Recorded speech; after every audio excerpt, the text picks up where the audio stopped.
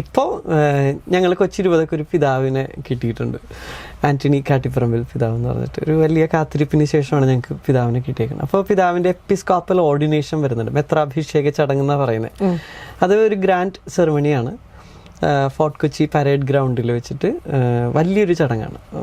10,000-കണക്കിന് മനുഷ്യർ വരുന്ന, 40ഓളം പിതാക്കന്മാർ വരുന്നൊരു ചടങ്ങ്. അതിൽ നമ്മൾ ഭൂരിഭാഗം പാട്ടുകളും നമ്മൾ പ്രിഫർ ചെയ്യുന്നത് ഈ ഗ്രിഗോറിയൻ ലത്തീൻ പാട്ടുകളാണ് അന്ന് പാടാൻ പോകുന്നത്. അപ്പം അതിന് വേണ്ടി ഓഡിഷൻ ചെയ്തും ഒക്കെ എടുത്ത ഒരു 170ഓളം പാട്ടുകാരുടെ ട്രെയിനിങ് ഇപ്പോൾ 1 മാസമായിട്ട് നടന്നുകൊണ്ടിരിക്കും.